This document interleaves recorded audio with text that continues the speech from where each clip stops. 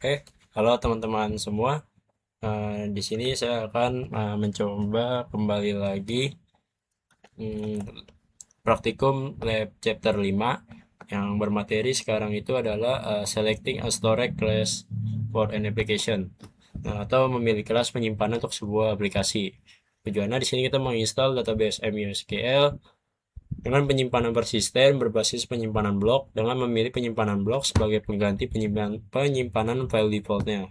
Langsung aja kita start. Nah, dari sini udah saya start. Setelah itu kita masuk dulu menggunakan login ke cluster OpenShift. Nah, itu pakai uh, developer dengan passwordnya juga developer sample.com 6443. Oke, login sukses. Setelah itu kita menetapkan project storage class itu sebagai project yang aktif. Caranya oc project storage classes.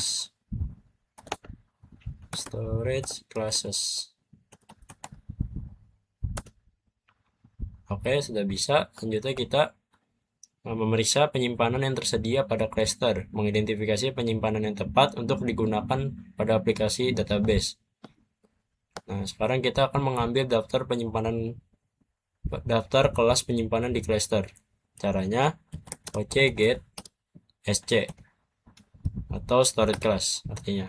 Nah, ini adalah storage classnya, default dari di cluster. Nah, setelah itu kita menggunakan perintah describe untuk melihat detail dari penyimpanan LVMS VG1. Caranya tinggal kita ini aja, describe oc describe LVMS VG1. Nah, ini adalah describe atau penjelasan tentang storage-nya atau penyimpanan dari clusternya di bagian LVMS1. Selanjutnya di sini saya akan coba membuat DB-POD penyebarannya menggunakan image bawaannya itu MySQL image containernya. Langsung kita jalanin, ini kita jalanin aja. Ini saya tempel untuk mempercepat atau mempermudah kita. Nah, ini saya rapikan dulu agar tidak error. Langsung saya send.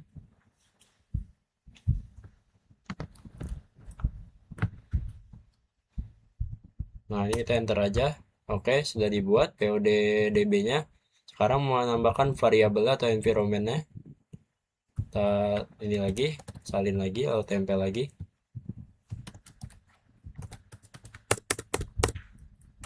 Rapikan dulu biar nggak ini error. Nah, kita send.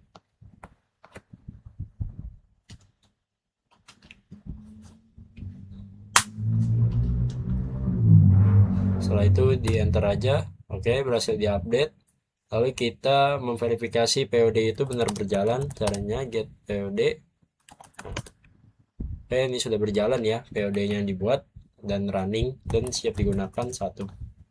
Lalu kita mengekspos db-POD untuk membuat service. Caranya kita ketik aja oc expose deployment db-POD. Oke, berhasil dibuat. Selanjutnya kita akan menambahkan PVC 1GI bernama db-POD PVC ke deployment, lalu menentukan nama volume sebagai LVM storage dan menetapkan direktori varlib MySQL sebagai jalur mount. Lalu LVMS ini sebagai kelas penyimpanan. Langsung aja kita set. Nah, seperti ini komennya cukup panjang, jadi saya tempel aja. Nah, di sini saya rapikan lagi seperti biasa agar tidak ada error. Nah, ini dihapus aja. Nah, langsung kita send. Kita tunggu dulu. Karena panjang. Jadi klaim kelas ini untuk menentukan kelas penyimpanan non standarnya. Kita enter. Oke, berhasil diupdate. Lalu kita sekarang menggunakan perintah get PVC untuk melihat status PVC-nya, mengidentifikasi nama PVC, lalu mengkonfirmasi bahwa PVC ini menggunakan LVMS. Tinggal kita klik oc get PVC. Nah, Ini dia PVC-nya, dan ini udah benar ya, story class-nya udah diarahkan ke FVMS VG1. Selanjutnya kita describe untuk memeriksa detail PVC-nya. oc describe PVC db POD PVC. Nah, ini adalah beberapa describe ini menjelaskan tentang detail dari PVC-nya, isi-isinya. Ini ada penjelasannya. Nah, setelah itu kita menghubungkan ke database untuk memverifikasi bahwa database ini berfungsi. Oke, caranya tinggal kita copy aja, terus ke sini sampai sini, lalu kita tempel. Nah, ini kita rapikan lagi agar tidak error. Ini kita send.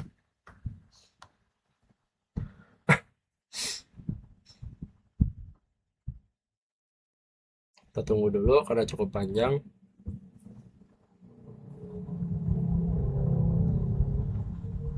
Kita enter. Kita tunggu dulu.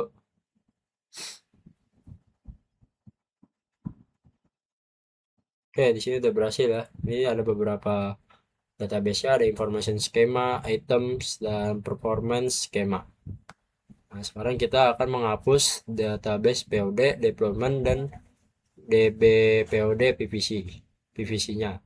Caranya tinggal kita OC delete aja. OC delete deployment DB POD.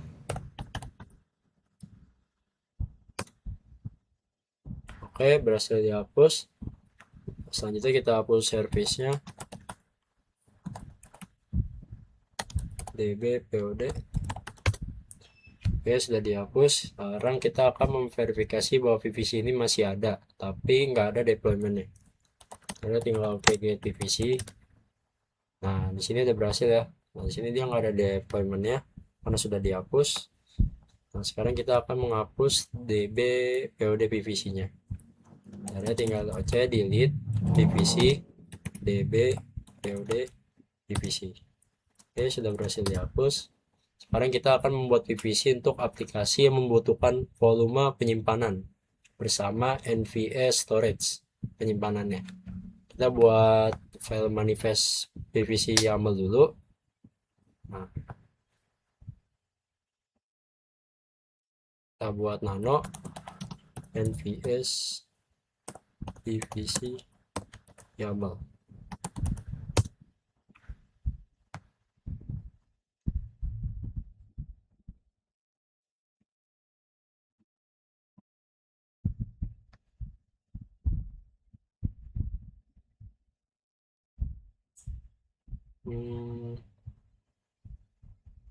Oh, salah, berarti bukan begini.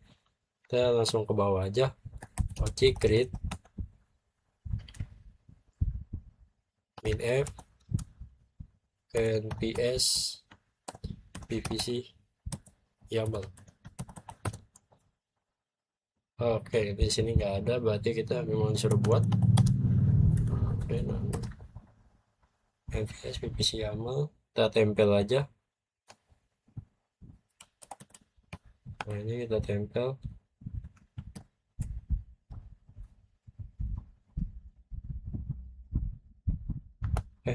Karena ini bahasa Indonesia berarti bukan begini.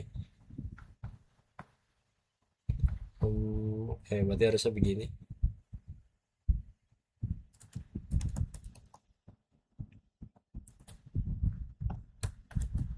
Lalu kalau kita tempel,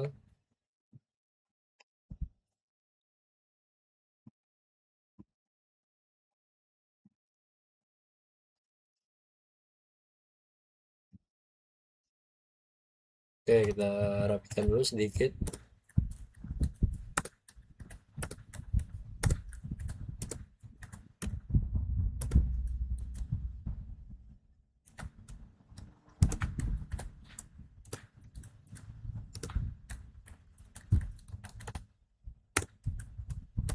Oke, setelah itu kita simpan, kita jalankan. Oke, berhasil dibuat. Lalu kita menggunakan describe untuk melihat detail sumber dayanya. Oke, describe PVC MPS. Nah, di sini udah ada ya. Nah, seperti ini. Ada name, external ini, terus finalizer. Nah, kalau udah, selanjutnya di sini kita akan menggunakan image yang ini untuk membuat deployment aplikasi web bernama WebPOD. Kita buat dulu WebPOD-nya, kita tempel aja.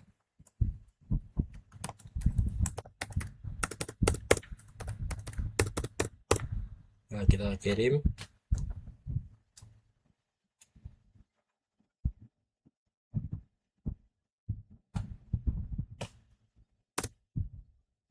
Nah, setelah dibuat, lanjutnya kita membuat service atau layanan untuk WebPOD-nya. Kita menggunakan OC expose deployment WebPOD. Oke, sudah diekspos, lalu kita mau ekspos layanan untuk membuat routes atau rutenya. Nah, kita salin aja di sini.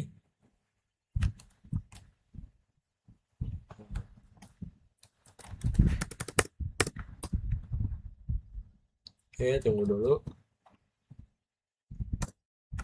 Oke, sudah berhasil diekspos, lalu kita melihat rutenya.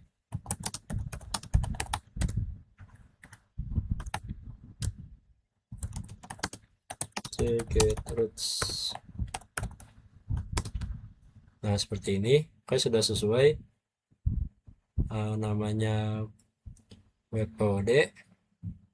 Oke, pada bergerak di port 8080. Oke. Selanjutnya kita menggunakan Joule untuk melihat halaman indeks aplikasinya.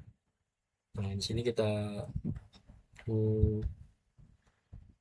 ambil saja. Nah,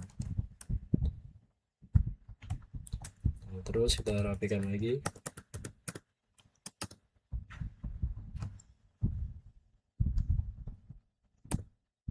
Nah, di sini sudah berhasil ya, sudah sesuai, sudah keluar juga isi dari webnya. Lalu kita menambahkan NVS PVC-nya ke dalam web POD-nya menggunakan OC set volume untuk menambahkan PVC ke deployment. Lalu mengatur jalur mount itu ke var www.html. Oke, kita set aja langsung. Kita salin lagi.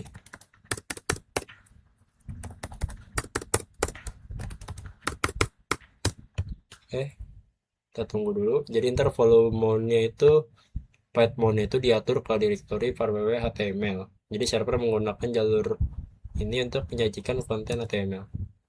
Oke, sudah diupdate, lalu kita menggunakan image ini lagi untuk membuat deployment aplikasi custom web bernama app.pod.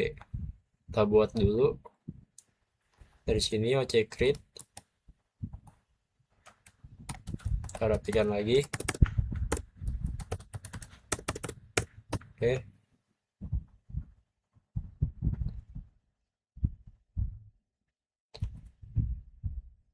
nah kita enter. Oke, sudah selesai. Lalu kita membuat layanannya atau service-nya. Post deployment app. Oke, sudah. Lanjutnya kita expose layanan, kita buat root-nya. Nah, ini kita jalanin aja.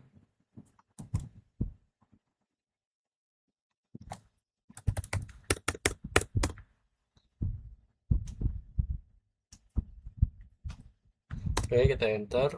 Oke, sudah diekspos. Lalu di sini kita menambahkan NVS PVC-nya ke app POD-nya. Seperti tadi kita menggunakan set volume untuk menambahkan PVC ke deployment app POD-nya. Dengan tujuan direktorinya itu adalah var/temp. Oke, saya rapiin lagi.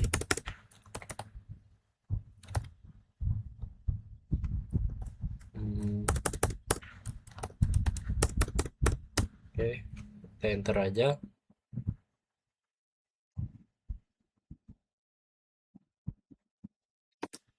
Oke, sudah berhasil. Jadi intinya ini adalah aplikasi WPOD dan app POD ini akan berbagi PVC. Jadi Kubernetes ini tidak dapat mencegah permasalahan atau konflik data antara kedua aplikasinya.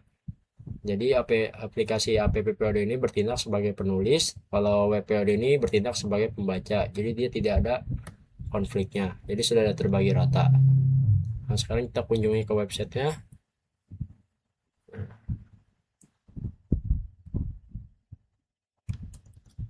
Nah, di sini kita buka aplikasinya, lalu ke Firefox atau web browsernya.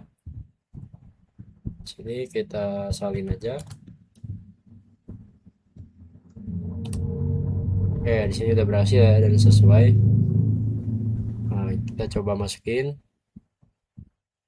first name-nya misalnya Haxby. Ini jadi Ryer. Ini contoh aja bebas.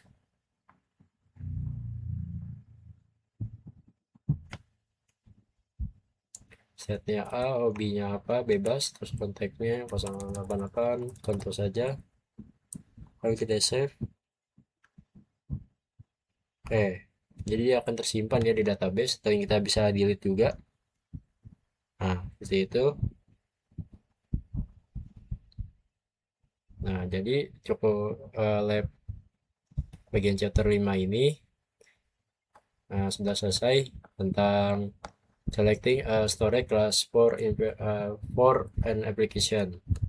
Nah, setelah itu kita finish saja storage class. Oke, mungkin sekian itu dari saya untuk bagian chapter 5 ini. Terima kasih.